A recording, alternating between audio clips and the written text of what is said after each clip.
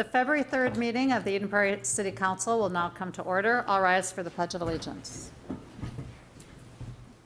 I pledge allegiance to the flag of the United States of America and to the republic for which it stands, one nation, under God, indivisible, with liberty and justice for all.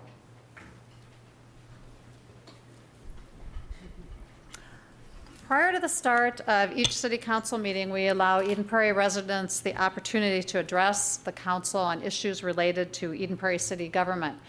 Our meetings are generally held the first and third Tuesdays of each month, and the open podium period of time is from 6:30 to 6:55 here in the council chambers. If you wish to address the council at that time, please contact the city manager's office at 949-8412 by noon of the meeting date with your name, your phone number, and the item you wish to discuss. If time permits, after scheduled speakers are through, we will allow anybody in the audience that wants to address us to do so at that time. These portions of the meeting are not recorded or televised. If you have any questions, again, please contact the city manager's office. We have a group of students from the middle school with us tonight that I'd like to call forward, the Eden Prairie FTC robotics team. Is there a speaker for the group that's going to address us? Great.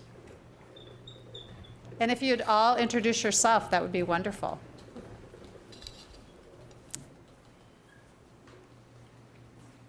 Hello, I'm Aaron Swart. Hi, Aaron. My name's Porva, and I'm team captain. Hi. I'm Josie. I'm second in command for team captain. I'm Mackenzie Hartman. I'm Madeline Fusi. I'm Isaac Ash Johnson. Thank you. Welcome.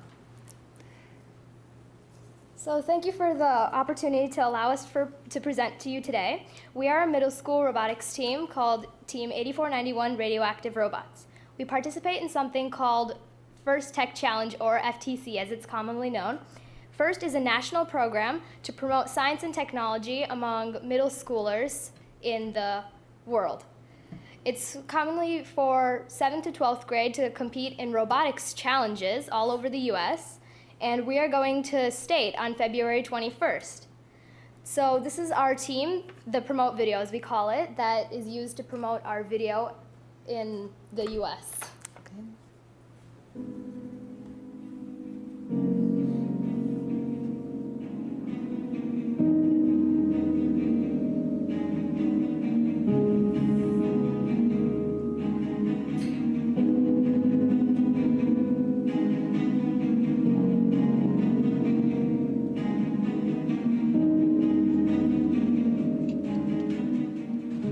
Hi, my name's Porva, and I chose FIRST because I want to inspire people.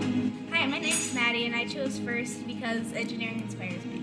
Hello, I'm Josie, and I chose FIRST because of competition and gracious professionals. Hi, my name's Mackenzie, and I chose FTC because I love it. My name is Aaron Swart, and I chose FIRST because of the immense opportunities it provided me. I like FTC because it's a fun way to get involved in science and technology.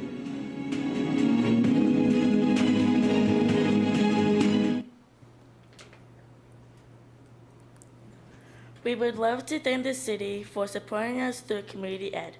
We are proud to be representing Eden Prairie at this year's state tournament.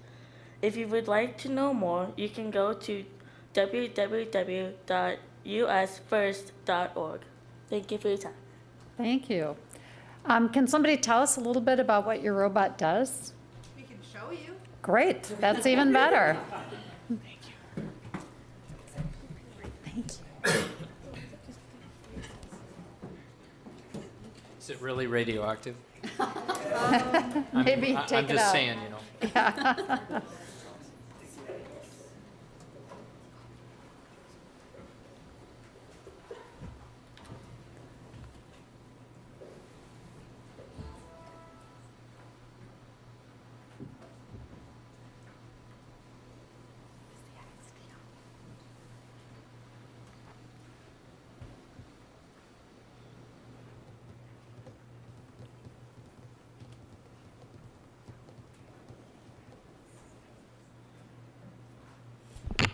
While you're getting that ready, could I ask, are you the only robotics team at the middle school?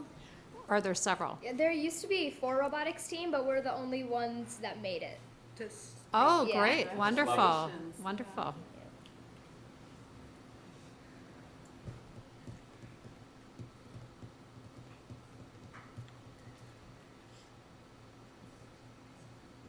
It's a little nervous. I mean, it's got a crowd. High expectations. Right. A little bit of time. There is a light going off. It's thinking. Live demonstrations are always tough. Yeah, it is.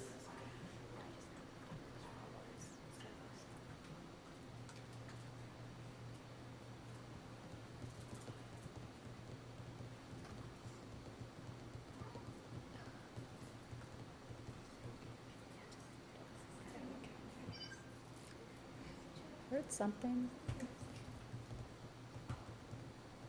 Well, while you're waiting, maybe you could describe what it does. It's good. Oh, Yep. We've got So it can drive around. This is like, there's 2 different controllers. So controller 1 is for driving, and also there's a servo on the back that moves with this controller. And I guess you can only see it if it goes up, but controller 1 also switches to the servo hatch. She's gonna switch it to driver 2 so we can show you the other things that the other driver does. now were there some parameters of what your robot had to do? It has It to, had to fit within an 18-inch by 18-inch by 18-inch cube. Okay, There's also a different challenge that is created every year, so you have to build your robot specifying what it is. And this year's game, like sort of elements were these wiffle balls. So the tubes, they're actually hollow tubes. So then it goes all the way over and it dumps it inside the tube. oh, okay. so how did you work together as a team? I mean, did you separate out different functions? Yeah, so there's the marketing team, there's the programming team, and there's the hardware team. The hardware team built the part of the robot and like all of the main components. The software team programmed all of it, including how to make it drive, and also something called an autonomous program, which is what it does at the beginning of each match, which means you can't drive it around. It has to go all by itself using sensors and Okay. yeah. I think our future's safe. Yeah, that's right. Where did you get the hardware from? Did you guys have to provide it, or was that provided for you? There's this thing called a kit of parts that you have to buy every year. Since the game is different, they provide a new kit of parts every year. It's a couple $1,000s for the kit of parts that actually builds the robot, but yes, it does come with it unless you want something like this, which is our polycarb, then you have to buy it separately. So you are allowed to add anything to the kit? Yeah, as long as it's not pre-assembled, it's all good. Oh, okay. Specific rules on it. It 3D sounds like printing it. works. Yeah. And also components that turn can't go with, I think, 1 degree of freedom. Can't go more than that. Okay. Oh, and another thing, 3D printing parts actually earns you an award. Oh, okay. So does the promote video that you just saw. Oh, great. Well, how many teams will you be competing with, do you think, at state? 39 other teams. Good luck. You'll be there all day, I imagine. 48. Okay, never mind. Then 47 other teams. 47 teams, okay. Well, best wishes to you. Great, great job.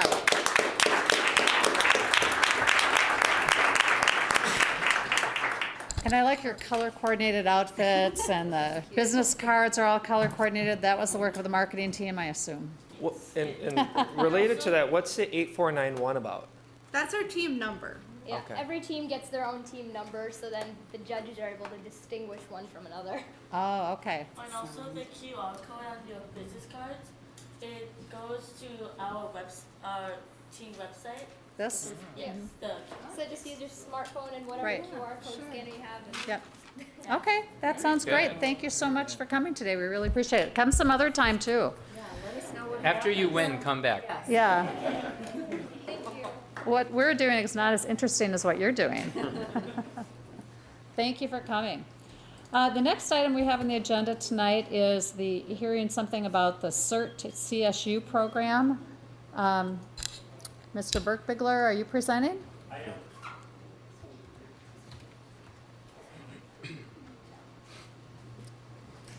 Well, that's a super tough act to follow. Yes, that's right. Good Lord. You could use a little robotic arm there.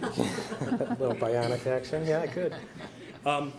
So good evening. I'm Assistant Chief Fire Chief Rick Birkbigler, and I'm the Emergency Preparedness and Hazardous Materials Fire Chief and responsible for that stuff. All the bad things that can go wrong with the city, it's my responsibility, lucky me. First of all, I want to apologize to the council because it was our intention to brief you first on our CSU program that's in association with CERT, but apparently I got scooped this morning by the Yes, Star you and did, Tribune, yeah. and so we got a very nice article on the front page, and we actually thought that they were going to publicize us a little after this, so I apologize for that. A little bit about what's going on tonight. We're going to talk about our CSU initiative, talk about the benefits, who's involved in the program, and then what the schedule looks like going forward. Okay. So basically, CSU, there are 3 already in the metropolitan area. Brooklyn Park, Brooklyn Center, and Minneapolis have one. And basically, it's a cultural outreach program in each of the cities that allow them to go to different cultural communities inside the city, and it works with the Hennepin County Emergency Management Medical Resource Corps to help get information related to medical emergencies and some emergency preparedness out. What's unique about our program is that it's going to be the first one that's in association with the actual city CERT team. And so basically, we're going to list members from our cultural communities, and we're targeting the top 4 in Eden Prairie right now, which is Somali, Hispanic, which we call Asian. There's a conglomeration of a lot of people in East Asian, which is more Indian and Chinese people. So, and they'll be able to assist the CERT operations in that a lot of times the cultural diversity of our CERT team, a lot of white guys like me are on the team, and we were wearing uniforms and they may or may not trust us. We don't understand all their cultural intricacies and what goes on with them. So by incorporating them into our CERT team, it allows us to go out and become more socially connected with them and get our message out. Mm-hmm. This program also allows us to, if you're familiar with the fire service, we use what's called mutual aid. And so when we're in dire straits and we need manpower, we call different communities and they come to our aid.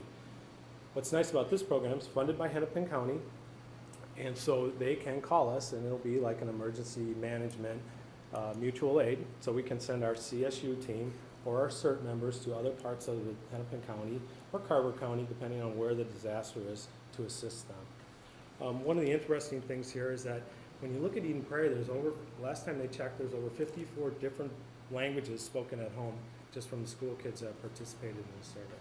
So it's interesting. Obviously, the goals of the CSU, why are we doing this? We want to encourage other members of our city, right, to prepare for emergencies. So get the word out, and that's done by using people of similar cultures. So we're doing that. Help residents respond to instructions. So if something, God forbid, was to happen bad to the city and we need to get the word out, these individuals can help us with these different groups of in our society to get the word out in terms of using our CERT team also. So they help support that mission. And then also, these guys are cultural connectors, so they may or may not know what government services are available to me, where do I go, how do I receive help, what's going on there. So they'll be that sort of cultural connector for us. So really the driving factors here is make sure that everybody gets the right information about health and safety risks and how we can prepare for emergencies and what we need to do to mitigate that. And then just continue to improve the trust between public officials of different groups, so police and fire and city, when it comes to preparing for emergencies. So the partnership, like we mentioned before, basically involves fire, which oversees the Eden Prairie CERT team, ECHO, which is a diversity community outreach group. They'll be doing the recruiting, the outreach, manage the applications for us, and then help us select. We're looking for 25 individuals for this team to start with, so that's sort of our target. Like I said, Hennepin County and the Medical Resource Corps, they're part of the funding part of this, and then they also use it to augment their emergency management group. And then lastly, of course, it's a part of the CERT team for us. And what we need to point out here too is that they'll actually train under the entire CERT curriculum, so they'll be full-fledged CERT members, but they'll also have a very specialized mission if we need to deploy them for other things. But should we need to do like wide area searches for lost children, or we're looking for something else, we can use them for that too, so they come in handy. So like I said, the roles of the CSU, they're an ambassador, a trainer for the different cultural groups, interpreters, and translators. So we can assign them to a CERT team, send them to a certain area in the city, and they'll allow us to speak back and forth, as well as help us with whatever we need to do. Community connector, like we talked about, what services are available to me, how do I get those, and use them. Neighborhood door knocker, they're gonna trust one of their own before they trust us, so it's nice to have that community connection so they can go out into different parts of the city and work that for us. And like we said, just a point of contact, so they have questions about where do I get this, or where can I find that, or what kind of vaccinations do my children need, or whatever it is, they help with those types of things. So they actually provide a variety of roles just to help promote, emergency management message, and then be a connector for the city. So when we're looking at CERT, one of the things you should know is that the Eden Prairie CERT team, largest in the state, 120 members. It's been around since 2003. We're very well funded by the city. We thank you for that. So we're not relying on FEMA money, which has most recently started to dry up a little bit. So they're looking at more regionalization of CERT teams, and we don't have to worry too much about that. But the city's seen a sustained and significant influx of other cultures. And so this is one of the things that drives us to be looking to how do we improve and augment the CERT mission. And so this actually just falls in really nicely with what we're trying to do there. We have a very active and recognized multicultural outreach program here in the city. So diversity-wise, we are very welcoming, and we have people to help them. And then we have a very supportive fire and police group, so everything's working along those lines. And then, like I said, we're looking for ways to augment the CERT team. We're the largest in the state. We like to think we're one of the most progressive. And so in terms of what's new and what's on the forefront, we want to be the leaders in that field. And so, as it says in the article today, we're the first CERT team that's going to insert CSU team inside our CERT team. Mm-hmm. So a little bit about the schedule. We've laid out curriculum, and like I said earlier, it follows the CERT curriculum fairly well, but there's certain things that we have to insert for those people. But basically, it's a 6-week training program. It's 4 hours a night. They meet Tuesdays, each week on Tuesday for 6 solid weeks. So we ask for a commitment from them on that. February, we'll be doing the recruitment. So we'll be going out to mosques. We'll be handing out flyers. We'll be advertising in the papers and doing those types of things. ECHO will secure all the applications. The Hennepin County people will do all the background checks because that's part of the deal, right? We want to make sure that all these people are vetted and everything's good. And then in 6 weeks, they're fully trained CERT people, but also with the CSU component for us. So overall, it's a very nice program, a lot of support from the city, and in conjunction with ours, Bloomington's running the same program. So theirs is focused mostly on the Somali community, and that's what they're going to go with first. So any questions about CSU team? Could you talk a little bit about funding and how long the funding lasts? Is this going to be sustained funding over a number of years, or is it just to get the program off the ground the first year? Yeah, so the Medical Resource Corp and the Hennepin County people, they actually fund it. So in terms of clothing, because everybody likes to get a t-shirt or a sweatshirt, they take care of that. The CSU team actually has a different colored vest that allows us to spot them in the city and deploy them with regular CERT teams. They pay for all of that, and then they're going to fund the backpack or the CERT backpack that they carry with all the tools that are inside. So basically, it's basic medical supplies, a hard hat, gloves, goggles, the sort of things that they need to keep safe when they're out in the community. So they fund that. It's about $15,000, and then they'll be inserted in under our CERT team. Mm-hmm. And so mostly they'll have everything they need, and we won't need any more funding going forward. Great. I'm not sure quite who was first. Councilmember Nelson. For people who are interested, is there an age limit? Do they have to be at least 18, or is there an upper age limit if people are newly retired, say, or something? Right, a lot of people are retired people on CERT right now, so they have a lot of time on their hands. They want to give back to the community, and this helps them do so. So we don't really have any upper limit as long as, they're able to do the job, then they can perform for us. And then the lower end, haven't had very many people, younger people, but I would say, 18 would probably be the limit. So we'd be looking for people that are 18 or older. Thank you. Councilmember Case. Historically, what's our attrition rate been? I'm sure there's a bit of an expense to train people and we don't want to lose them. Mm-hmm. About once a year we run a class, and our attrition rate's about 20 to 25 people off that we lose. And so it's basically the backpack and the training material, which is actually provided by FEMA, so we don't really have to pay for that. So 25 people each year rotate out. And if they do go off into another community, can they immediately join their CERT team, or if they had one? And there's likewise, absolutely. Likewise, we would get the benefit of others moving in to have CERT training. Yeah, it's standardized. So Richfield has a CERT team, Bloomington, we do. St. Louis Park is looking to put one together. And they all follow the same curriculum, just like a lot of what we do on the fire ground is similar, so that we all know what everybody's doing. So in terms of needing, if you wanted to move to another city that had a CERT team, absolutely. You could just join right in. Councilmember Aho. So this upcoming training that you're going to be holding, is this going to be only for CSU members, or is it for a CERT in general and then with a special emphasis on CSU? That's a very good question. Yes, it is. It's basically for CSU people, so more minority based, but we're also having probably 5 or 6 people that have expressed an interest go through the CERT curriculum at the same time, so we can get sort of that integration between the two teams right out of the gate and make them feel welcome. Good. Thank you, Rick. Sounds like a great program. Thank you. Appreciate you coming tonight.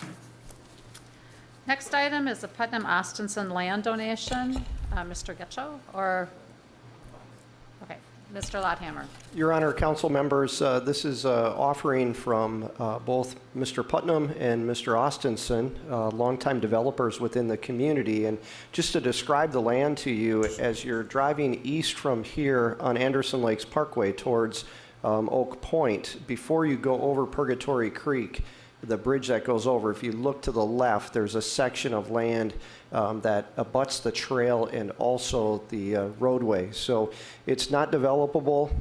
It's a good buffer. It really is contiguous to our trail system, and staff would recommend accepting the offering of the donation at no cost to us. Okay. Any questions for Mr. Lothammer? Okay, is there a motion? Sure. I move to adopt the resolution accepting the gift to the city of Outlot D, West Overwoods, Hennepin County, Minnesota, from James L. Austinson, Patrice E. Austinson, Richard A. Putnam, and Janet L. Putnam. Second. All in favor? Aye. The motion passes, and our thanks to these 4 people for this land donation. Greatly appreciate it. Is there a motion for approval of the agenda and other items of business? Move approval of the agenda. Second. Any items to add or delete? Just one under council member reports for me. Okay. All right. All in favor of the agenda as amended? Aye. Motion passes. Is there a motion for approval of the minutes from the council workshop held on Tuesday, January 20th? Move approval. Second. Any items to correct?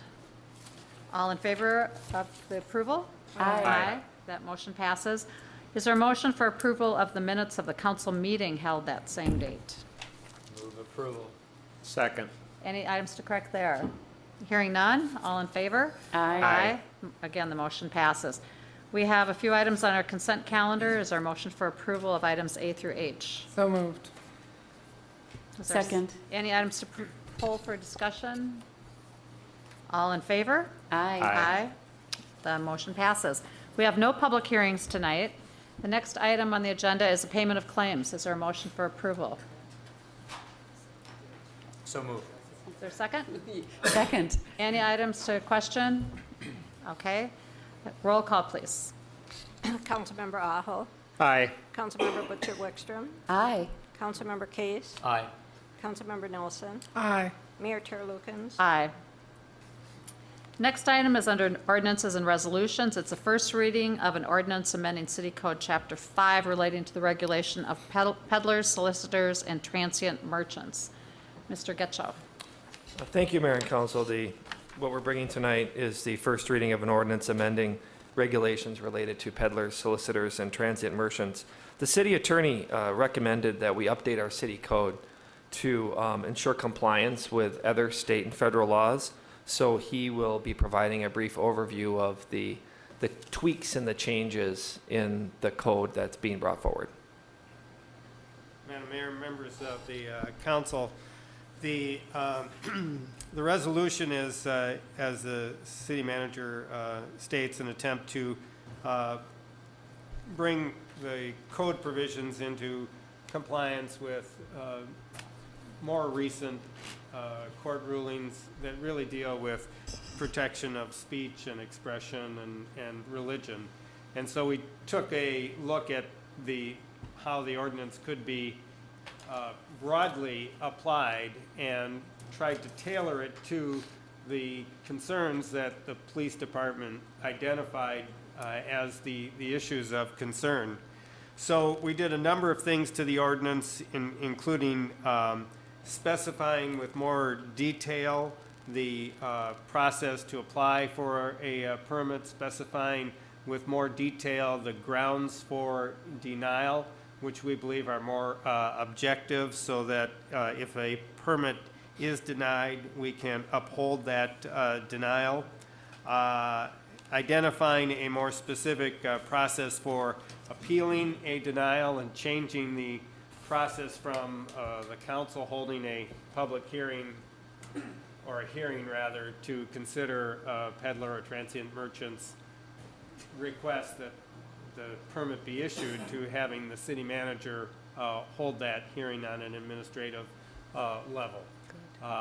So the changes were numerous, too numerous to give you a red-lined copy.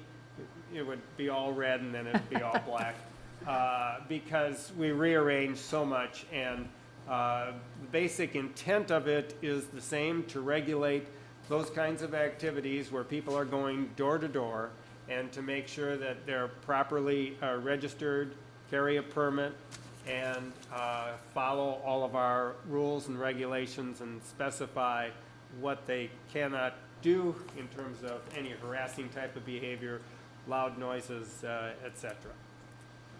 So if you have any specific questions, we'd be happy to answer. Questions? Councilmember Aho.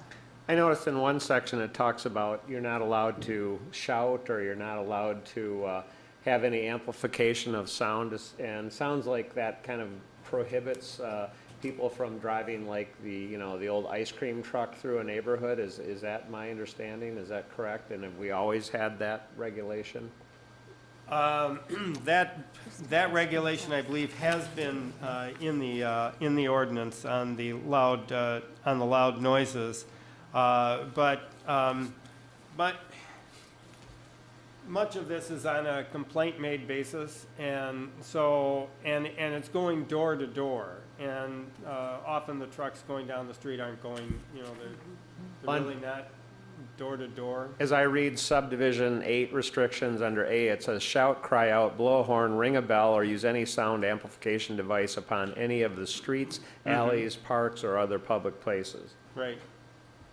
So to me, that sounds like it prohibits like an ice cream truck from driving down the street. If there was playing music or whatever. If there was a complaint regarding that, we'd enforce that. But it's put in there to allow the police to use that tool when a complaint is received about an activity that they have questions about, and an activity which raises suspicion about. Okay. And would not normally be, you'd not normally receive a complaint about an ice cream truck in the middle of a hot day. All right, thank you. Mr. Rosso, I think as parents of children in the community, the thing that comes to mind is, as Girl Scouts, can they go out and sell cookies? Can they sell wreaths? Boy Scouts sell wreaths. My understanding is that those groups are exempt? Yes. Okay. We had quite a discussion about how to constitutionally make those groups exempt. Okay, I'll bet. Councilmember Nelson. Yeah, I was going to bring that up. I assume this also means that a neighbor who's going around to get a petition signed to not let something happen in their neighborhood, or perhaps a politician going door to door is also exempt? Well, I don't know about politicians. We're public servants. That's not a commercial activity, so it's not covered at all. That's okay. a free speech, that would fall under the protections of free speech. Other activities that may not be as appealing also fall under the protection of free speech. So those kinds of activities where people are exercising their constitutional rights are not commercial transactions and don't fall within the scope of this ordinance either. But all children activities, so the hockey pizzas and all of that, whether it be school-based or like the Scouts, sports-based, anything like that is exempt. Yes, all of those, we cover that by talking about organizations for the proceeds of which are devoted to children. And used to cover it by saying any nonprofit corporation, but anybody can organize a nonprofit, and it doesn't, on the state level, it doesn't really mean a lot in terms of who you are. And so we've tried to get at it more directly by organizations whose efforts are devoted to and benefit children. So there's no stipulation, children of Eden Prairie? That's correct. We had long conversations about that, and we're not constitutionally able to do that. Ah, okay. Other questions? Councilmember Case. I just want to push back a little bit. Question the ice cream truck ringing a bell. Okay. And I don't want to go down a rabbit hole if you all spend a lot of time on that. If you did not, I just wonder, is there a difference between amplification in that case and a bell? Because we did in my neighborhood have a neighbor back 20-some years ago call on the ice cream truck, and it stopped it. I mean, it stopped it in the whole area for 3 to 4 blocks around. So, and very much disappointed children, including my own. At the time, I was not on the council. At the time, I really thought, no, that's getting a little bit excessive. So I am thinking ahead here to that kind of scenario. But if it is a rabbit hole that gets messy, I don't want to have us do that. But is there a difference between a bell being rung and, you know, a truck amplifying out sound, you know, by this particular product? I think it's very difficult to distinguish between a bell being rung by an ice cream peddler that most people would find not offensive, and somebody who is coming down the street and has a bell and is yelling from the sidewalk, purses for sale, shoes, socks, and ringing the bell to get your attention. And so I'd be concerned that if we took that out, we'd be opening our neighborhoods to more noise and annoyance than the risk. And I understand that my example, you discounted it because it happened, but in most cases, hopefully it won't. And I certainly, between the first and second reading, can talk to the police department and our chief of police to see if there's some way we can limit it. We cannot say except for ice cream trucks. Right. There's not a constitutional basis to distinguish between a door-to-door or a street-type sale that we like versus another type of sale that perhaps we don't like. No, I appreciate your response. Councilmember Aho. I do worry a little bit about some of the language in here where it really gets objective. So, like under subdivision 8 restrictions, letter H, it says operating in a manner a reasonable person would find offensive, obscene, or abusive. So I realize it's very difficult to come up with completely subjective language, but you know, who makes the determination in terms of what is reasonable and what is not reasonable? How does that take place? So we tried to make the regulations as objective as possible with the overlay of trying to protect our residents from annoying behavior. And so there's a push and a pull there. That paragraph is not objective, it's subjective. Right. That's right. And so it was, that was a paragraph that was the subject of a lot of discussion in terms of what a reasonable person is. I have to tell you, from the first day of law school, you learn that the courts apply the reasonable person standard on a regular basis to judge whether conduct is offensive or not. And so it is something that it is a recognized legal standard. Okay, good. And the court would apply what is acceptable within the community. So the community in that situation might be broader than Eden Prairie, but not the entire, what's acceptable in Massachusetts or Texas may not be acceptable in Minnesota because it's not part of the culture in the community.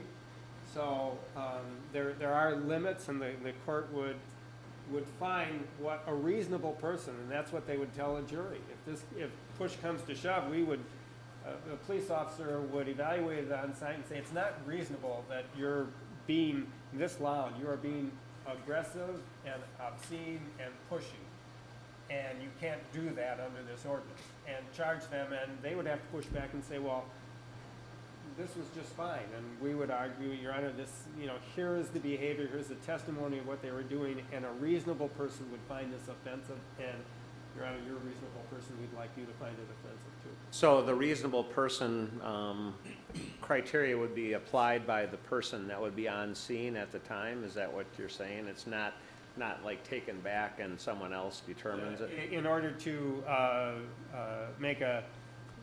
to charge someone or with a violation of the ordinance or to revoke the ordinance, it would most likely be based upon a police report that was taken on the scene. Okay. The police officer may not have witnessed the exact words, but the police often don't witness the incident. They take witness testimony and evaluate from that whether it's credible, and the foundation for the testimony, talking to a variety of sources, and then make their determination just like they do in every other situation they deal with. All right, thank you. Any other questions? Thank you, Mr. Russo. Is there a motion?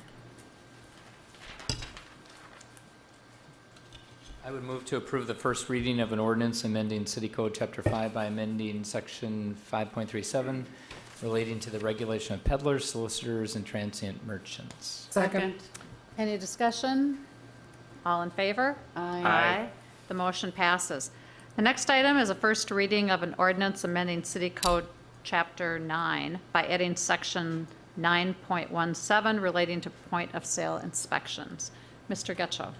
Thank you, Mayor and City Council. Both items B and C are related to creating an ordinance for the point-of-sale inspection, for a point-of-sale inspection program in the city of Eden Prairie. So you may recall from presentations and discussions in 2012 and 13, as we are moving into the 2014 and 15 budget process related to the potential need for a truth in housing or point-of-sale inspection program, of which was subsequently budgeted for in the current budget year that we're in. Prior to actually implementing a program, we would need to amend our ordinances to create the program. And then also item C relates to regulating independent evaluators. Before we get to the questions you may have on the ordinance or any comments, our building official, Kevin Schmieg, would like to provide a presentation, many parts of which you've seen, but it's probably been some time since you've seen bits and pieces. But he would provide a presentation that would give you quite a bit of detail on the need for the program and the details related to the implementation of the program. Yes, Your Honor, and members of the council. Historically, codes are reactionary. They're put in place to stop problems that exist or to abate hazardous situations or response to disasters. That's typically what they are. What we're trying to do with these maintenance codes is put into place codes so that we don't have significant problems. We want to stop them before they start. We want to be proactive. In this point of sale inspections, in this whole ordinance, we attended several meetings we had with the real estate industry, and I just wanted to include that we utilized their input, the things that they liked about point of sales and the things that they didn't. We addressed most of them. We couldn't address all of them, but we attempted to address as many of them as we could. This is a proposed progression of codes. This is where we're at kind of today. We've already have a rental housing code in place. We have an exterior maintenance code. The next step we did was rental housing licensure, which we have. The next step is point of sale program. That's where we're at today. There's another one yet, the last one, whether we ever do it or not, change of occupancy and or conditional use permits deal primarily with commercial properties. But where we're at today is at the point of sale program. Now, the inspection staff works diligently to build buildings to code. Maintenance codes, such as these, make sure that they're maintained. They're different. You know, we start them off good, and then they deteriorate to some level, and maintenance codes are in place so they don't deteriorate too far. Some of the things are, programs such as these are investments in the community that have future dividends. Arguably, the greatest asset we have in the community is our building. It's more than any of our infrastructure or anything. It's the largest single investment most of our residents ever make. The vision of these codes is proactively develop property maintenance code to decrease the risk of blight, decrease the concentration of crime, keep peace within neighborhoods, achieve a theoretical gain in the future quality of buildings, and maintain property values. That's what the vision is we're trying to do with all of these maintenance codes. Over time, without proper maintenance, the integrity of building diminishes to a point where they become substandard as they go down. This is an example of the case that we had right before the council meeting. This is also other properties that we have in the city currently. What happens is, just through age and without proper maintenance and people staying on it, they deteriorate to some point where they become substandard, and in some cases not occupiable. At that point, that's when cities enter in, jump in, and say, hey, we can't have this anymore in the community. This standard varies, but it's one of those things as you'll know it when you see it, as Rick alluded to. What you can do by putting property maintenance codes in place is you can set a standard above substandard. It becomes the community standard, not a local neighborhood or an individual's thought. We put codes in place that say this is a minimum standard that we will allow buildings to go to. We must always remember that building codes are not a maximum. They're the minimum whereby it can allow you to move into a house. If they'd be any less, you couldn't move into it. So they're not a real high standard. We want to keep these as high as we can with these maintenance codes. The earlier that we enter into the process, the higher that we can set that standard. The reason that is, if you wait too long and you have problems where you have a number of homes in the neighborhood when you go out to do the inspection, have problems with sidings or exterior maintenance issues, paint, other things. When you go out there and say, hey, you have to correct these, they're just going to point their fingers around and say, how about this one and this one and this one? That's why it's difficult to put those codes into place later on. When it's early on and none of the neighborhood doesn't have those issues, when they don't have those problems, it's far easier to put those into place when it's just a few buildings, not a lot of them. What you can gain by this, by putting in early maintenance codes, is there's a theoretical gain in building quality. That's something that you maintain throughout the time that you have your community. It's not just a short-term gain, it's a long-term. It sets that standard at a higher point. Neighborhoods and communities that are distressed have never put those in or put in a very low standard. They tried to play catch-up after they had a problem. And you can never catch up with those. The purpose of the point-of-sale program is to enhance the supply of safe, sanitary, and adequate housing, prevent deterioration of our housing stock, and protect the general health, safety, and welfare of our residents. These are cities that have point-of-sale programs. Bloomington, Hopkins are joining us. There's a number, Richfield. There's not a lot in our tier. There really isn't. Some of the things are, I think that it's important that I've always seen us as leaders in this. I think that once one of our communities, be it Eden Prairie, gets into this, I have no doubt that other communities will. I know that ordinances have been prepared in other cities in our tier that have not been adopted, but they have worked on them. The current state, the average age of a single-family home in Eden Prairie is 30 years. We're not a young community, we're not a new community anymore. The average is 30 years. Currently, the majority of our homes are over 25 years of age. Why is 25 years of age important? Because 25 years is the age when you start seeing significant problems with major components of homes, even if you maintain those. Things like windows, siding, roofing, decks, soffits, fascia, furnaces, those things all start having problems. The major components of your home, even if they're maintained, they have to be addressed. If they're not maintained, they're far more deteriorated. I've given a historical listing and sales data for Eden Prairie. This is a listing by year from the data collected by the Minnesota Association of Realtors. There's a couple things I want to do. One thing is what the scope of this really is. In 2014, there was 1,545 properties listed for sale in Eden Prairie. The average that we have over these 11 years, and there's a reason I picked 11, not 10, over these 11 years is 1,830. That's what the average is. You can see the numbers were higher. They've gone down with the downturn of the economy, and now they're swinging back up again. Of note that there is, the numbers currently, there's about 19,853 dwelling units in Eden Prairie that are dwelling units that could be listed for sale that would be covered by an ordinance like this. If you note, in those 11 years, there's 20,138 listed properties. Theoretically, you could go through in 11 years, now they aren't all going to be listed, but numerically you could look at it and say, in 11 years, you can make an impact on all of the buildings in Eden Prairie, all of them. So when people will challenge and say programs like this are not effective, they are, because you can get the vast majority of them through programs such as this. Scope. This applies to all dwelling units offered for sale, including single-family dwelling, two-family dwellings, and a dwelling unit in multiple family dwellings. This includes bank sold homes and properties. It does include that.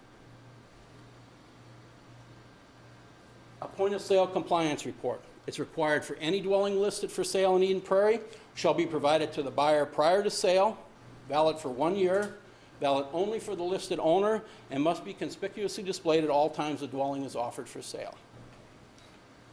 Point-of-sale compliance is not required if there's been a certificate of occupancy issued in the last 5 years. If the property is sold to a public body, sale of property to be demolished, sale by a sheriff's sale, or a dwelling unit in an apartment building that is rented. The reason we don't need it in those is because we already have a rental housing code. We are already inspecting those, and they're inspected on a 4-year cycle, and they're licensed annually. The point of sale compliance report, as proposed in this ordinance, can be prepared at the owner's discretion by either the City of Eden Prairie or a licensed independent evaluator. It is at their discretion. The program is designed to be revenue neutral, the program revenue equaling program costs. The budget is $125,000, the city budget is. Anticipated revenues, the projections are $130,000. That could be higher or lower depending on how many utilize the City of Eden Prairie inspector versus an independent evaluator. These numbers that we got is from the City of Bloomington. Bloomington has had a program like this in place for a relatively long period of time. When they look at their numbers, they do 400 to 500 in-house remaining, and their numbers are comparable to ours, are done by independent evaluators. So 130 plus or minus $10,000 probably, and we would have to adjust that after we get into this program for a year or two. Maybe we're right, maybe they have to be adjusted. The cost of the inspections. The cost of an inspection and compliant report prepared by the city is proposed to be $185. The cost of an inspection and compliance report prepared by an independent evaluator is determined by the evaluator. Evaluators are required to pay a $30 filing fee with each submitted compliance report. Each time they submit one, when they do it an independent, they have to submit it to the city. We look at it and for corrections and things that have to be done. Okay, point of sale inspection replace items. What we did when we came up with this code is we married two existing codes that we already have. Our rental housing code and our exterior maintenance codes. These are the same standards that we require of anyone who comes into Eden Prairie and wants to rent a property. These are the exact same standards that they have to meet to rent their property. The exterior maintenance code is done on a complaint-only basis. That's how we currently do the program. So any of these properties, if you received a complaint from a neighbor, someone down the block, or anyone could do it, we could enforce these same things on them. These are the types of items. These are most of the items that are contained in this proposed ordinance. Inadequate sanitation, those are things like no functioning water closets, showers, kitchen sinks or running water, dampness of habitable space, presence of mold, which we've seen in a number of homes that we've had problems with that you are aware of, general dilapidation, no connection to a sewer system or an inadequate one, inadequate heating systems. There are things with mold on them. These are just a few examples, and these are from Eden Prairie. There's structural hazards, which are deteriorated and inadequate foundations, defective, deteriorated, or undersized walls, vertical supports, ceilings, roofs, floors, horizontal members, fireplaces, and chimneys.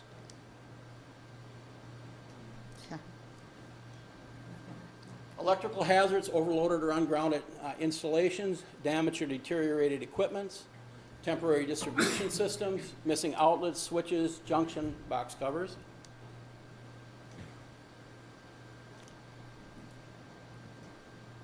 Plumbing hazards, such as leaking waste, fixtures or traps, cross connections in the potable water system, some pumps connected to city sewer. Mechanical hazards, burned out or rusted heat exchangers, plugged flues, no venting on appliance, no combustion air, unsafe gas connections, no temperature or pressure relief valves. Many things in electrical and mechanical, these are things that would be dangerous to be occupying the dwelling with. That doesn't have a vent on it. All the products of combustion are going into the building because the vent is not properly installed. Exterior surfaces, which we've included in this. Those are deteriorated surfaces, holes, rot, and gaps. Deteriorated surfaces also, peeling paint greater than 10%, the same as what we have in our exterior maintenance code. Damaged windows or screen, broken lights, improperly installed doors and shutters, fences, swimming pools, retaining walls, and accessory buildings in disrepair, structurally unsound decks, porches, fences, and chimneys.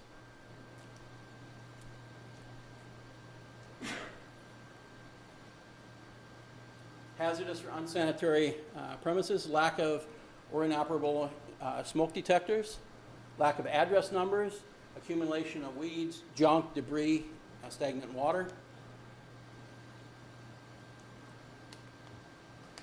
Now this is important. This part here this is a correction of the deficient building violations. That's what we called all of the violations there, deficient building violations. This is what they have to do after we have these. The owner shall promptly correct all deficiencies identified in the point of sale report. The buyer, with approval of the building official, may correct, repair, replace items subject to the following terms. And that's why they have to go through the building official to make sure these are done. And that would be a signed agreement from the buyer accepting the responsibility, completion dates not exceeding 180 days, the date when the buyer may occupy the dwelling, and no occupancy will be permitted if a violation exists which can cause personal injury and or property damage. Appeals, there's an appeal process, so the buyer agreed by a point of sale compliance report shall have the right to appeal. They can bring it to the city, and there's a process we have contained in that proposed ordinance. There's one other thing I just want to bring up. I know that there's going to be some concerns about this. One of the things is the majority of homes we'll hear that come out, they already get an inspection. Many of them do. But there's a little bit of a difference with that. Those inspections don't hold anybody to any standards. In many instances, they're negotiating tools. They're things that make buyers aware. Prudent buyers will fix it. The person who may be looking for a deal may not. None of these inspections that would be done there'd be no follow-up, and there is, again, no standard. It's measuring against what a code is. Many of these things that we have aren't building code items. These are things that are minimum things that you have to be able to make a building livable and usable. We just want to make sure that this standard is set, and it's a community standard, not an individual choice. That's what the goal is with that. Is there any questions? Yes, Mr. Schmeek, thank you for that thorough description.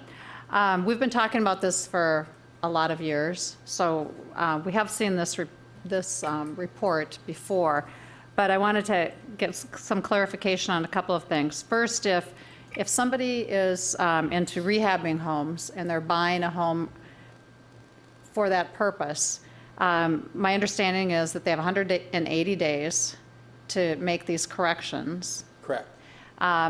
But as long as they're making progress on the rehabs, good steady progress, I would assume that that appeal process would allow them to go beyond that 180 days. We would certainly. I mean, many of these items that would be, they're significant enough where they would require a building permit. Once you have a building permit, you can follow through. You have 180 days, you know, just on the building permit, just to do it without completing it. And those can actually be extended more than that. If there's progress on it, there'd be no reason to not allow them to do it. Because the goal, again, is to have properties that meet our standard. Right. You know, that's the goal. It's not about just being regimental and being a bureaucrat, so to speak, about it. The goal is clearly to make the community meet this minimum standard that we want to establish. Okay. And to say what the quality that a home has to be here. One of the things you brought up is that this would cover also multifamily living situations where they're condominiums, correct? Yeah, they would, like condos, condominiums, townhomes. So are all of these items that we might classify as deficiencies, are they all things that a condo owner typically has control over? I'm thinking of things like screens, or does the entire condo association have to deal with that? Well, you have to look at, I deal with those all the time right now, and with re-roofing and re-siding issues. It all goes what their association bylaws say. That's really what it comes down to.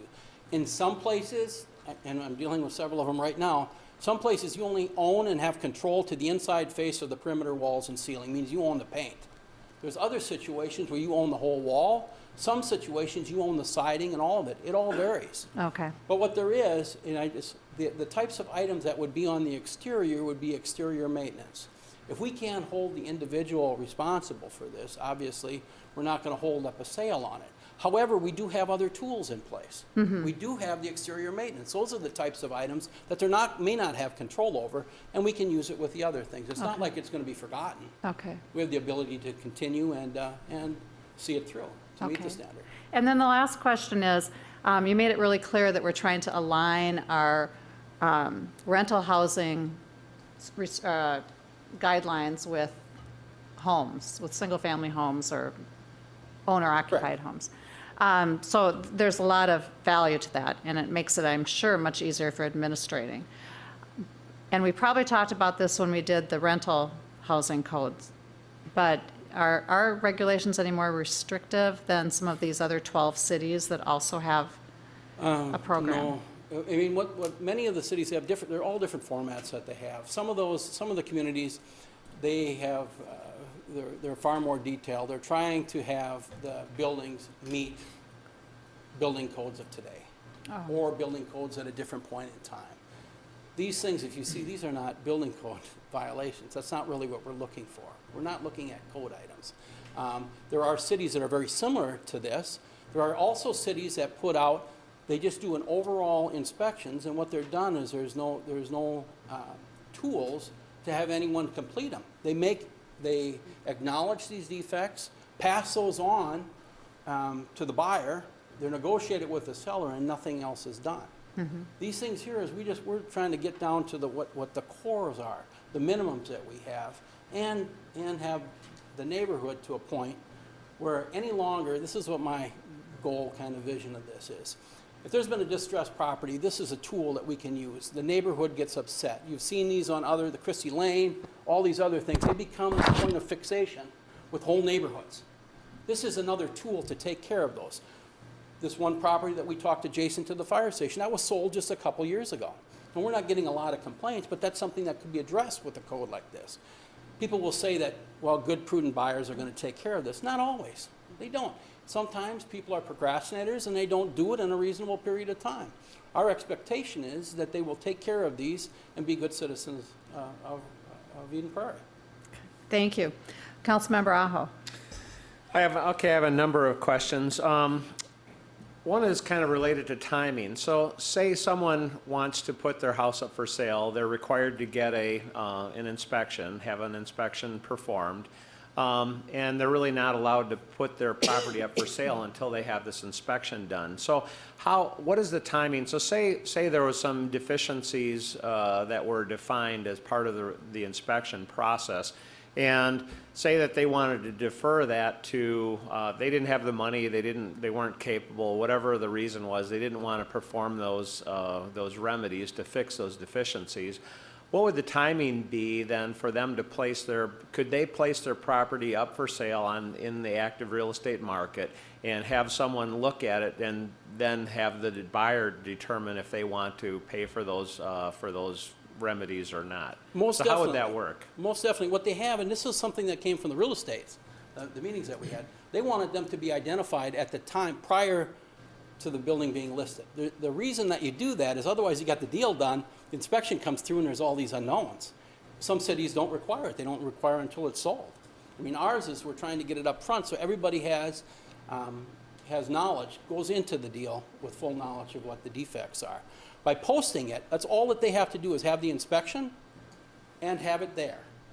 Now, you don't have to have it completed until it is sold, but to list it, they just need a copy of the compliance report. That's all that they need.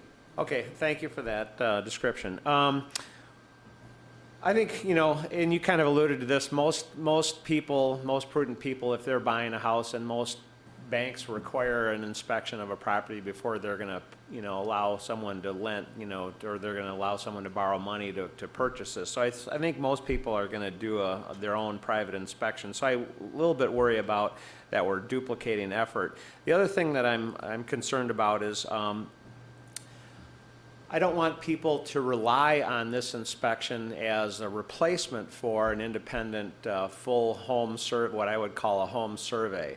So if someone sees that the property has been inspected by the city and they say, oh, well, the property is approved by the city, there were some problems, all those problems were remedied, this property is great, I'm going to buy it. And then later they move in and discover that they purchase the property, they discover that there's some other major issues with the house, but they weren't related to areas that the city would deem as, a safety hazard or one of the areas that we inspect, and then they come back to the city and say, hey, you inspected this property, you said it was, good, now I've got these issues. What is our liability as a city when those kinds of situations arise, and they will? I'll give you my thing, and then maybe we have to defer to Rick a little bit, but I think that what you have is, there will be a disclaimer on all the inspection reports, as will the independent evaluators will have that. Anytime you hire some, I've done some of them myself, and there is always exclusion. We aren't opening up walls. These inspections are done for the purpose in which they're intended, and that's for our rental, our point of sale code. Even when you do new homes, when you do a new home construction, we inspect those homes to the building code. We are not looking, and it's the minimums, those are. We never discourage anyone from hiring additional inspectors to look out for quality of workmanship and things that we can't address. So we always encourage that, even on new home construction. This would be no different. We would never discourage anyone. They're really for two different purposes. Now, the reality is there are people who don't get those. There are first-time home buyers who don't purchase this. They don't do the inspection.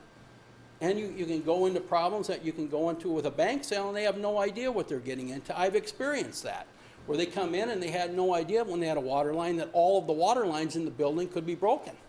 They have no idea. Those are the types of things we would look at up front. So I guess that I would never discourage them from it. I think that it's good to get the secondary one. Again, though, I think that the overriding factor is that we're trying to set a community. We're looking at this for the long term, not just this one sale. We want to establish homes out for the term that we're here. We want to have these at a minimum standard that we can set, not individuals. I think that's the core part of this, is these standards have to be set. It's a community-wide, really, initiative. And when somebody comes into the community, I think that there's a benefit to that. You can make two arguments on this. One, that it's bad, because it's setting us apart from other communities in our tier. You could say that. It's unnecessary government regulation. It could be. But the good part, when you come into the community, you've already had it inspected. You're less likely to have a neighbor with a problem if you have strong maintenance programs. You're less likely, I think it could be sold as a positive. I get many calls of people requesting do we have a point of sale program? Is a time of sale required when people are selling their houses? I think it's become more and more a norm in other parts of the country. In our tier, it is not. So did that answer it? Yeah, I think it does. I am a little bit concerned that we are, pushing people out of Eden Prairie potentially with some of these extra costs and extra regulations. But I understand where you're coming from with them. I think you've done a great job in trying to reach out to the business community of the realtors, but I think right now I've been getting a lot of input from realtors, in the last day or so that have kind of realized that, hey, this is coming to fruition. They've seen it on the agenda, and it's become a pretty hot issue in the last couple of days. And so I think that might not be a bad idea to re-engage some of these people and get some more input, because I think they do still have some very good valid points and questions about the provisions and about the code, and that I think should be answered. Okay. Mr. Rosso, do you want to say anything about the liability?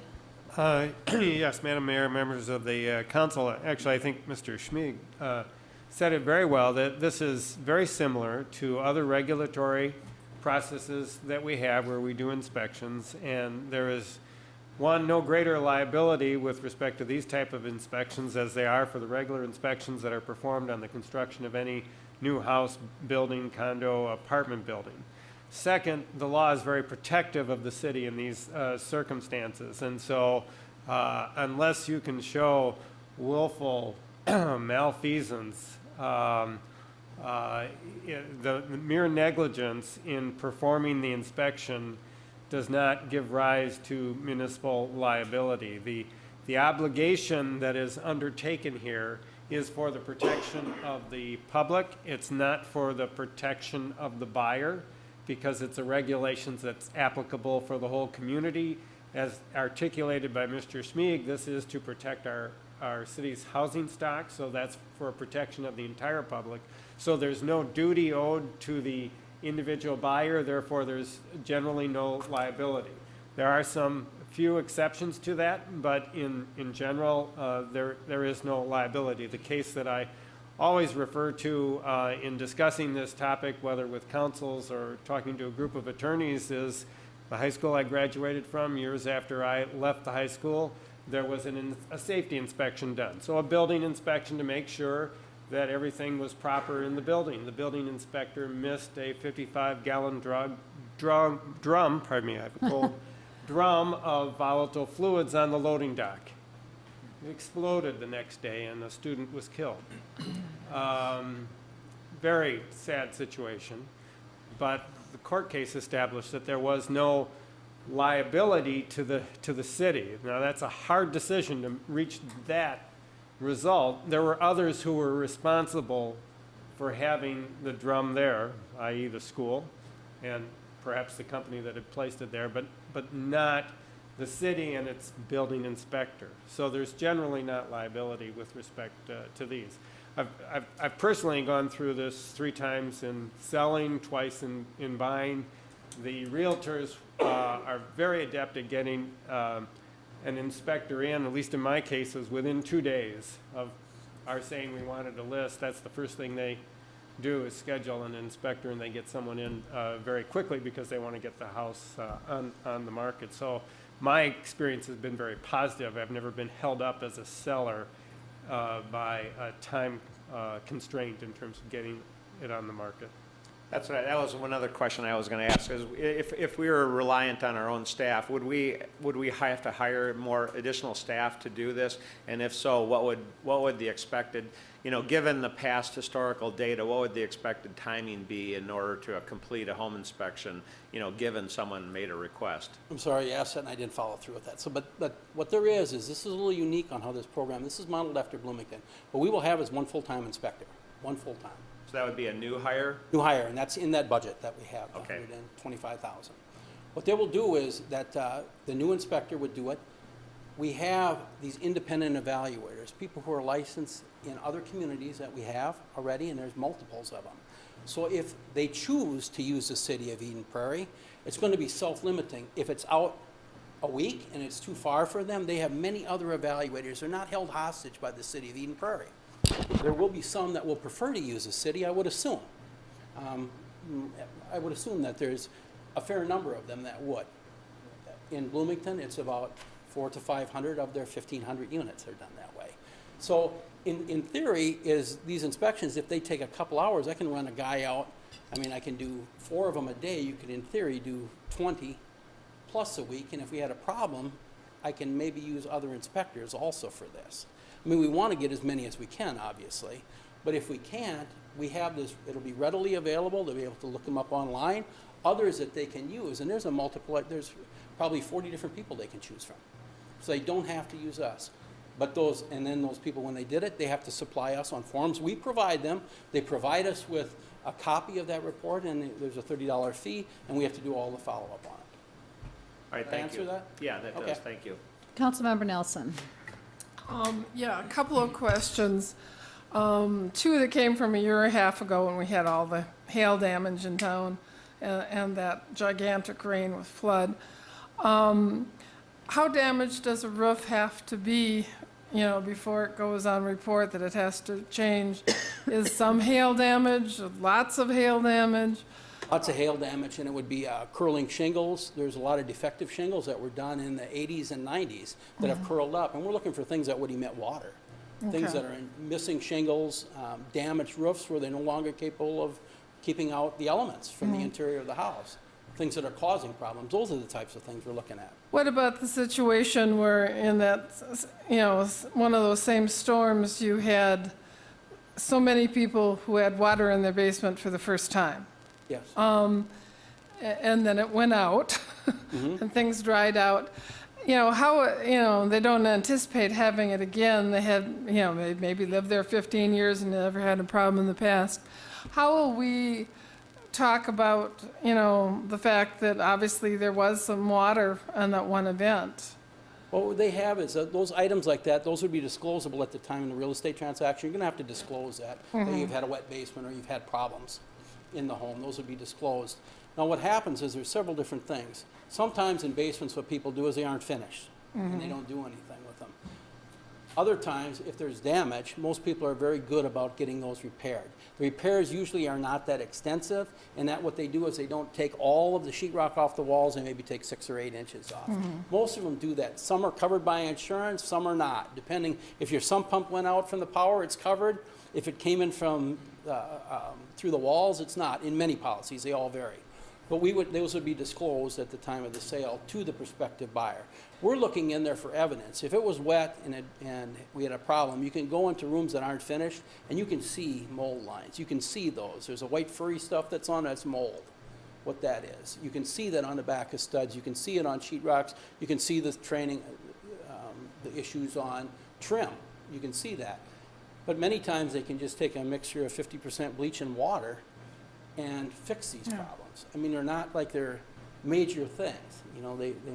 They aren't in many instances, unless they get into sheetrock and insulation. That's when you have a problem. What if you alluded to the homeowner who had fixed the problem? Is it still going to get written up on this sheet even when they had contractors come in and they did whatever? It would not be a defect today. Okay. No? And what, say a homeowner is thinking about selling their house and they hear about this program, so they decide they better have their home inspected before they put it on the market. And it comes through and it has 6 or 7 things on it. Some little like a smoke detector, others maybe a little bigger like a deck support or something.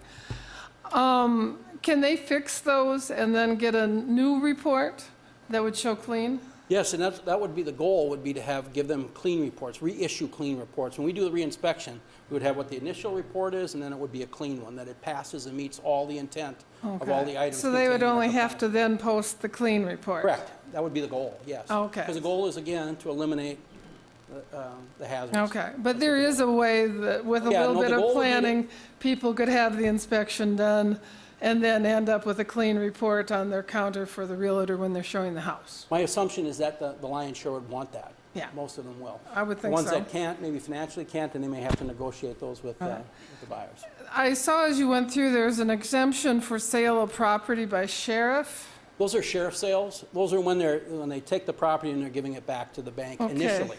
But when the bank goes to sell it, we're going to want that they comply with this ordinance also. Okay, the sheriff's sale aren't ever bought by prospective homeowners where they buy But the no, property? the sheriff's sale typically, I mean, I may need some help with Rick, but my understanding of it, what the sheriff's sale does, typically they're taken by the lien holders, primarily the banks, Mhm. go in there and purchase them for what the liens are against them.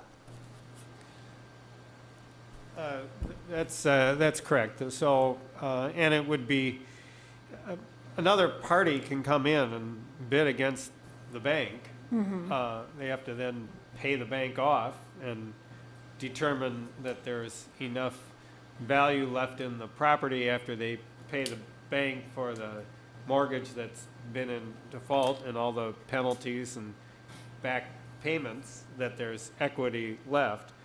So an individual could come in and do that, but it would be very difficult for us to regulate to have a regulation that affected the state foreclosure process. So that's really So the there's reason for that. no way that, the home flipper who comes in and bids out the bank a little bit, and there's no way that we can regulate them unless they sell it again, but if they, Just for me personally, I think the best thing when you have a distressed property or a property where people aren't living in, everything that we can do to speed up that process is okay. to our benefit, because it already takes, there's a holding period, I believe it's 180 days, where it has to sit basically in limbo. Those are the houses that we get at, and we have issues with them, and nobody takes responsibility for them because they're kind of in limbo. If the bank goes in and makes the repairs, or whoever this did, there's a redemption period where the original owner, my understanding is, can come in, pay off what that debt is, and retake their property back. And if you made all these improvements to it, the bank or whoever did those is out that money. oh, okay.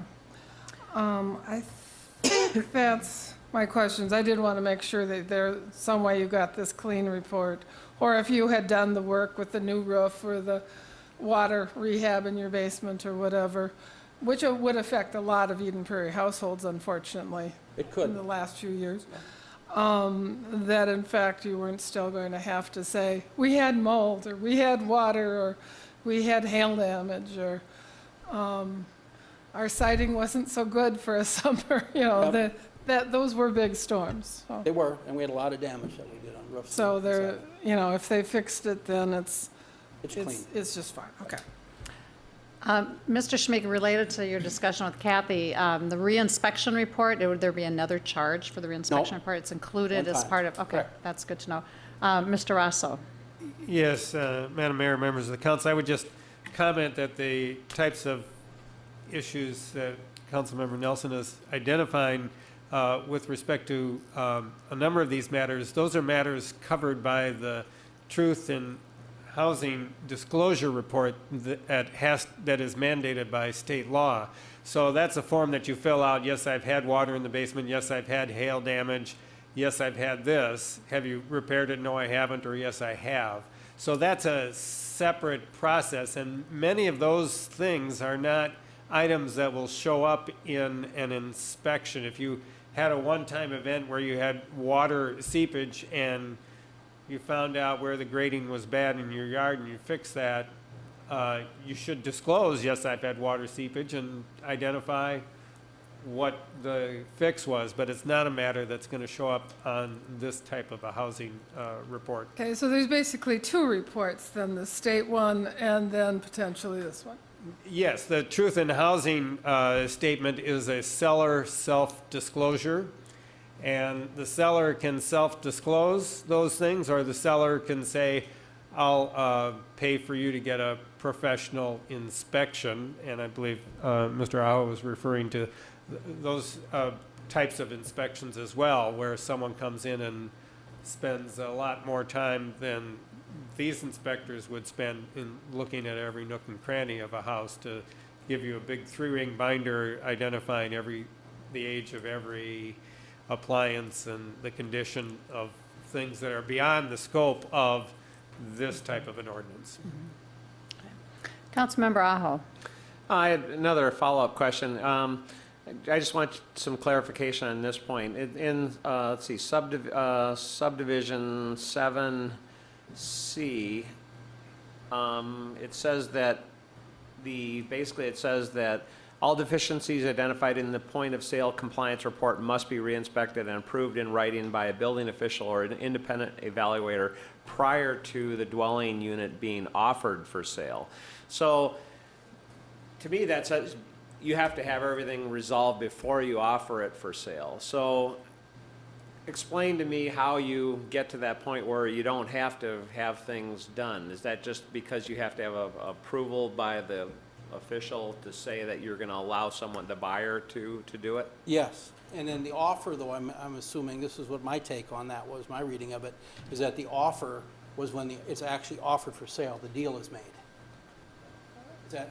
Yeah, I think we should, that's the intent. I think we should correct that language. It's not intended to be before you put it on the market, it's before the sale is consummated. It sounds like before you can offer it for sale and put it on the market. Thank you for identifying that. That's not what that was intended to do. We will correct that language.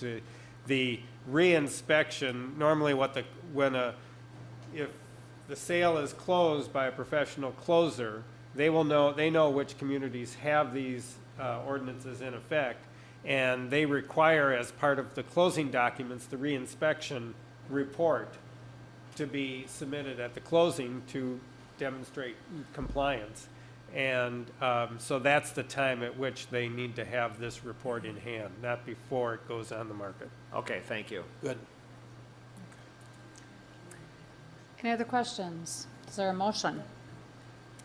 I move to approve the first reading of an ordinance amending City Code Chapter 9 by adding Section 9.17 relating to the point of sale inspections, and with the language change mentioned. Yep, in by- subdivision 7. In subdivision 7. Second. Any discussion?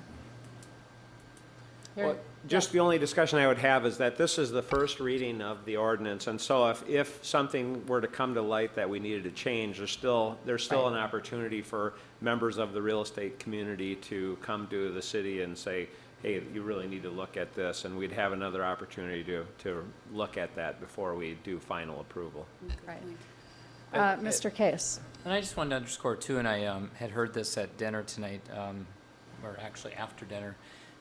Kevin, I think you'd been saying that the members of the real estate community actually helped really feed a lot of input in that helped you craft this. No way, we haven't heard a thing about it till And 12 today. 12 noon today we heard about it. And so if some haven't, I understand that, but do you want to comment on that and what role that you've actually so far in terms of building this ordinance, how they've been included?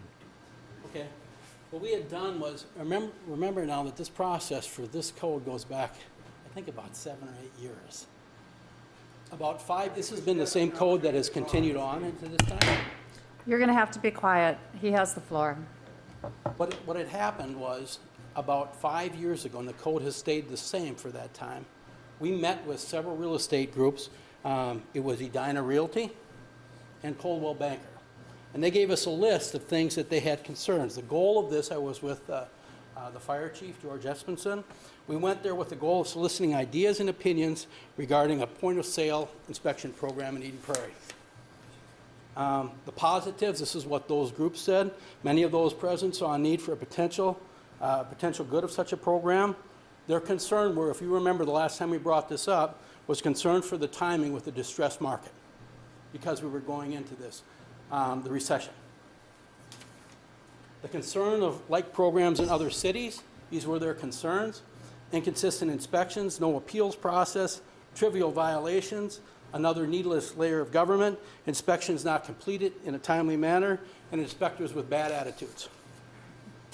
Programs with the realtors liked from those groups were Minneapolis, Bloomington, Golden Valley, and Richfield. Positives of these programs they thought were web access, electronic accessible permit history, electronically accessible inspection sheets. These are the things that they would like to see the following included in a point of sale process. An appeals process, time frame for inspections of a certificate issuance, requirements for the posting of inspection reports, no delays in the inspection process, banks being required to comply with the process, cap values on repairs based on set percentage of property values. That's the only one that we didn't follow. Inspections done prior to listing, ability to negotiate repairs between buyer and seller, more informational handouts regarding the inspection process. Those were the ones that they brought before us at those meetings.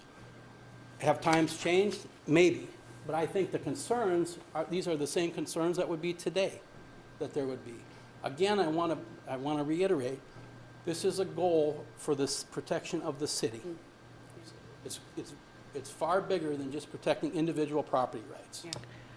Thank you. Councilmember Aho. I think, you know, as much as you've done to try to involve the community, I still think there's a feeling of maybe being caught off our guard on this. And so, assuming that this ordinance passes first reading tonight, I would like to encourage that staff would again reach out to groups like the Minneapolis Area Association of Realtors and other groups, and before we have a second reading, and meet with them to have a good understanding between both both the city and the realtors in the area before we go ahead with the second reading.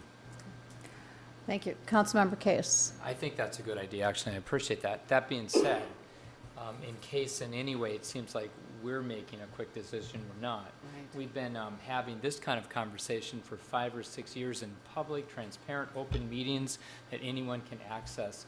And you've been talking about kind of the buildup of how we've started this, apartment buildings first, and that this idea has been mentioned to us in publicly, transparently open meetings 10, 15 times. So this is not catching. I understand how anybody who isn't necessarily staying in tune, not that we're the most exciting game in town to watch on TV on Tuesday nights, but this has not been something that's come at us fast in any way. So I think this is needed and great for the city of Eden Prairie in the long term, absolutely. So, Okay, we have a motion and a second. All in favor? Aye. Opposed? Motion passes unanimously. Thank you. And if you have any specific concerns, again, you can contact Kevin. You can send a letter to city council members with your specific concerns about the points that you would like to see changed that are a problem, and we will listen to those before second reading. So thank you. The next item is a first reading of an ordinance amending City Code Chapter 5 by adding Section 5.76 relating to the regulation of independent evaluators. Thank you, Mayor and Council. This is a part, and Kevin mentioned this, is a requirement that would be needed in ordinance to have licensing for independent evaluators that Kevin discussed. So the licensing for those evaluators, that pool of evaluators he talked about, would rely on testing and certification performed by other cities, but it's an ordinance that's needed to put that piece of the program in place.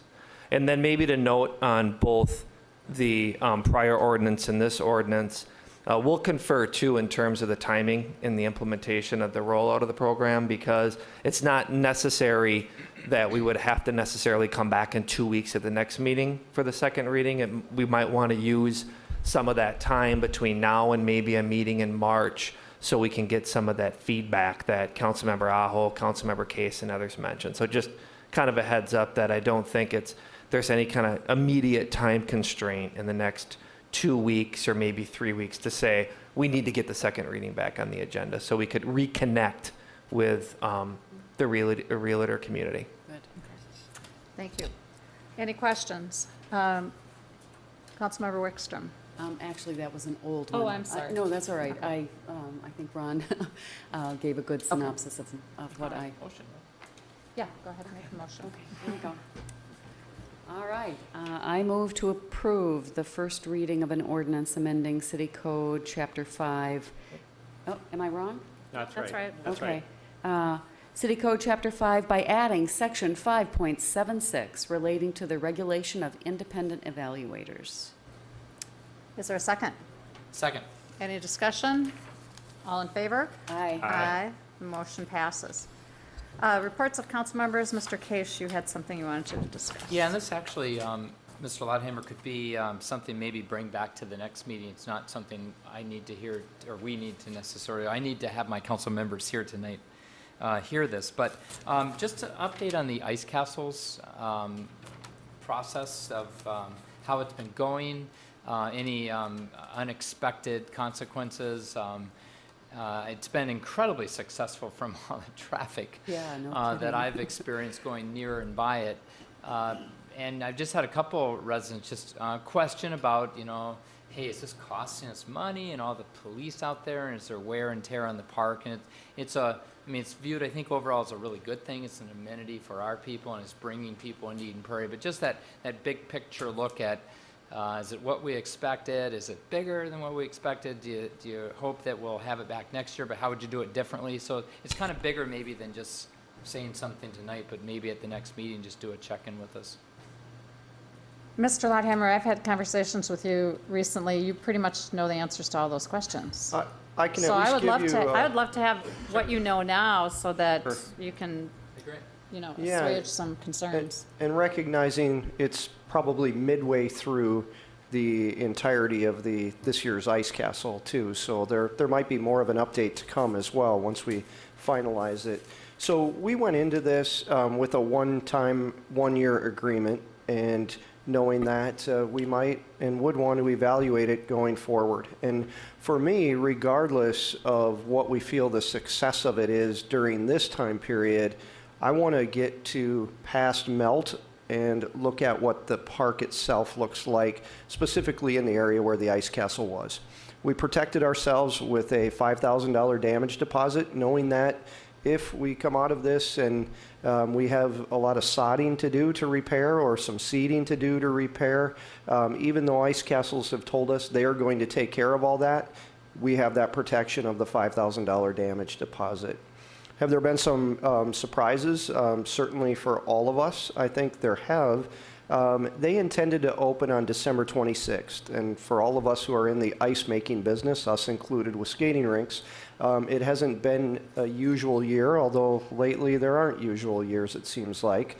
They, again, intended on the 26th of December to be able to open. They weren't able to do that due to some warm weather. Shortly after that, we got really cold weather. The good thing of that was they could make ice 24 hours a day, basically. And so they did that, but as they were doing that and making it an attraction that people would want to come to, it was still very, very cold.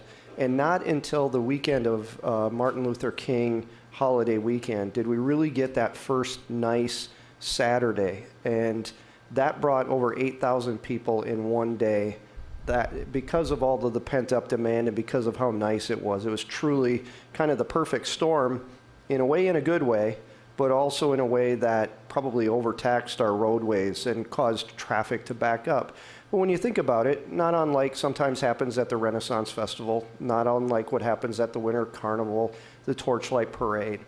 In most cases, that hasn't happened on a regular basis since. So one of the things we did in working with our police department and our police chief is we worked with ice castles too to say, what is it that they can do on site? What is it that we can do off site?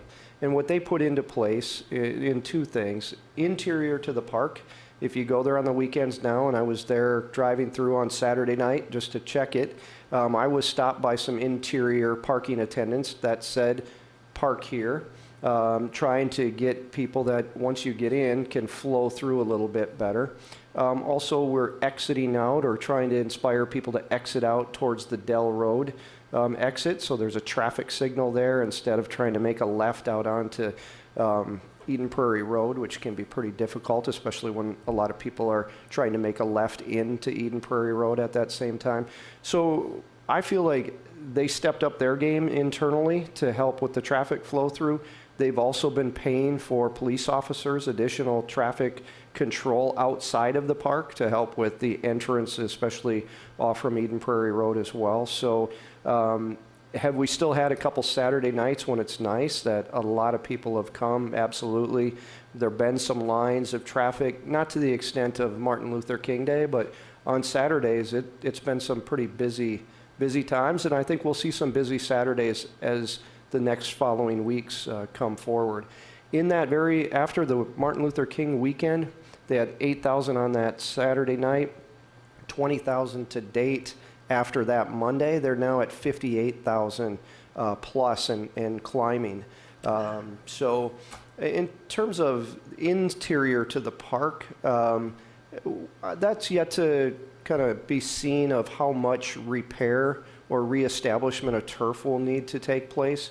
And I think, you know, we get to that point and can look back and evaluate it more as a whole to say, would we want to do it again?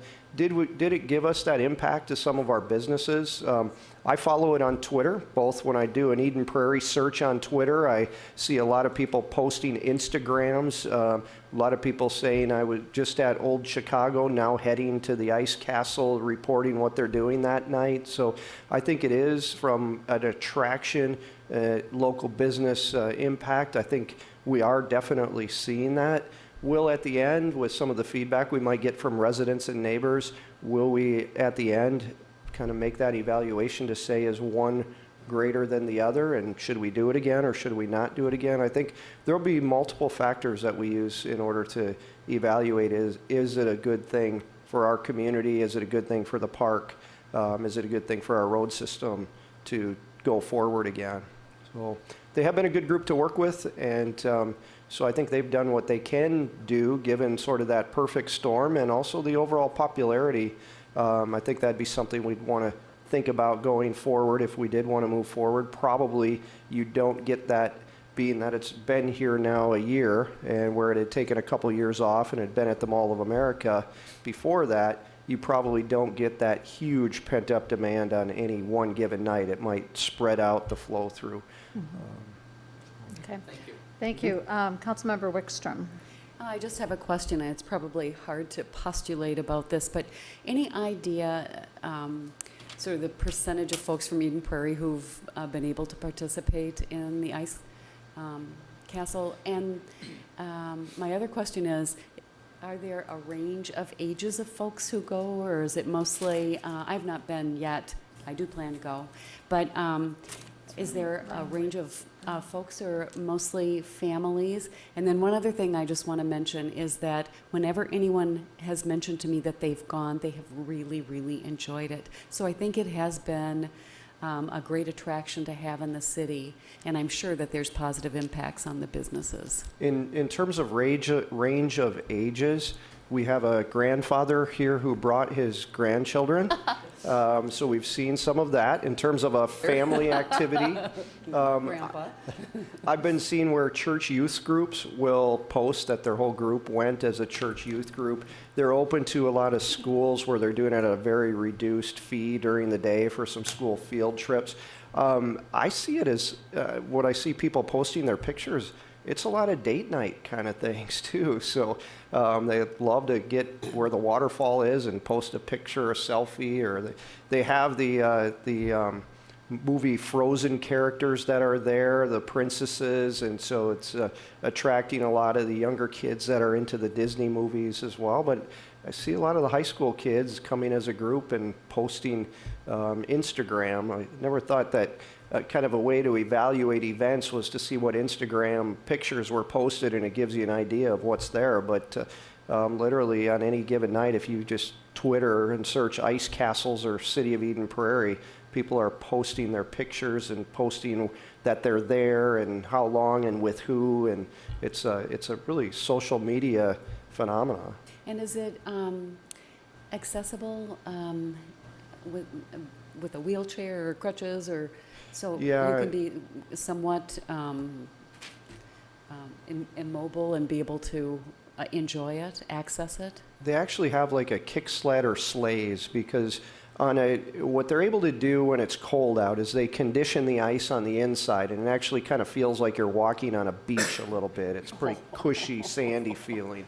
And when it's cold and or when it's kind of warmed up in the day and then refrozen, it's really slippery. And so at that point, in both cases, they're able to use the kick sled scenarios if somebody needs mobility assistance. Thanks. Thank you. Anything else? Hearing none, is there a motion to adjourn? So moved.